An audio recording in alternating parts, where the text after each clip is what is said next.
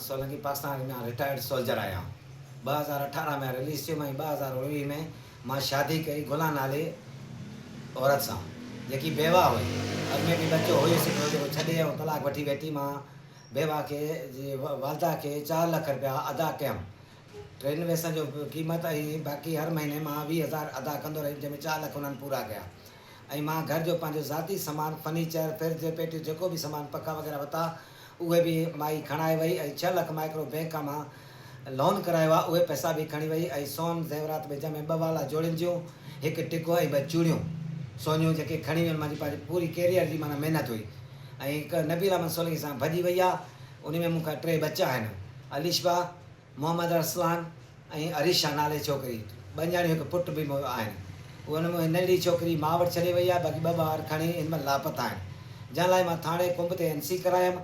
हाजी नज़ीर सोलंकी खे पुलिस खणी आई उन ते, ऐं वॾे लियाकत ख़ान सोलंकी साहिबु चेयरमैन ज़िमो कयूं त बाबा तुंहिंजो सामान ऐं बच्चा असां भरपाई कयूं था, ॾियूं था वापसि करे, बाक़ी तुंहिंजी मां घरवारी निकाह करे छॾियो आहे। जॾहिं मुंहिंजी तलाक न आहे, मूंखे को नोटिस न मिलियो आहे। बाक़ी इहो कहिड़े क़िस्म जो कानून जो निकाह ते निकाह पइजी वञे। अगरि निकाह तलाकनामो अथसि त यूनियन काउंसिल में 90 ॾींहं जे अंदरि अंदरि उहो तलाकनामो जमा थियणु खपे। उन जो बि मूंखे कोई रिस्पॉन्स न मिलियो आहे, कोई जवाबु न मिलियो आहे। निकाह ते निकाह, माई वात वकील थी चए थी मूंखे तलाक थी वई त तलाक थी वई। इहो नथी हुकूमत या वकील हज़रात नथा ॾिसनि त पोइ हिते तबाही छा थी आहे। 3 बच्चा दरपदर पिया आहिनि रोडनि ते, उनजी केरु मुस्तक़बिल जो सम्झो। वकील खे 2000 ॾिनई त निकाह थी वियो। शायदि शेख साहब गंबट में चई इहो जाली निकाहनामो करायो आहे, कंहिंजो कोई सबूत न आहे, कोई मूं वटि नोटिस न आहे।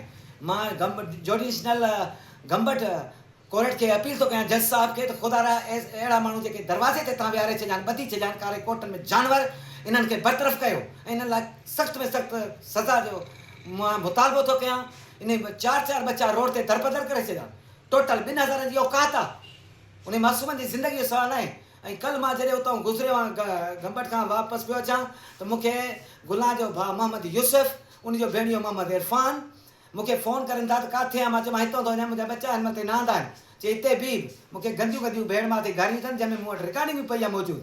ऐं 125 ते 3 माण्हू ऐं CD ते 2 यूसुफ हथियार, हिकिड़े खे पिस्टल आहे, जंहिंमें फ़ाद सोलंकी, इरफान सोलंकी ऐं मोहम्मद यूसुफ मां बिल्कुलु सुञातान, जंहिंमें मुंहिंजे शाम सिदरत खां कढ आहिनि। जंहिंमें मां थाणो कुंभ ते थी पुॻो आहियां। SHO कुंभ बचल काज़ी साहब वटि पुॻो आहे। उनखे मां रिक्वेस्ट कई, सर हीउ मसइलो वरी मुंहिंजे अॻां पेश आयो आहे, जॾहिं वॾेरनि ज़िमो खयो आहे, हिन महिल ताईं हल छो न थियो आहे। हाणे मूंखे मारनि था, मौतमार धमकियूं मिलियूं आहिनि, रिकॉर्डिंग ॾिसो, जंहिंमें SHO कुंभ बचल काज़ी साहब मूंखे चयो त बाबा हिन महिल NC कराए छॾ, सुबुह अलाह ख़ैर करे एक्शन खणंदासीं। हिन महिल ताईं कोई एक्शन न आहे। मां SHO कुंभ खे ॿीहर अपील थो कयां, SSP खैरपुर, DIG सिंध सखर ऐं IG सिंध, ऐं ख़ासि तौरु मां कोर कमांडर कराची खे बि अपील थो कयां त मां ग़रीब मिसकिन सां इंसाफ़ कयो वञे।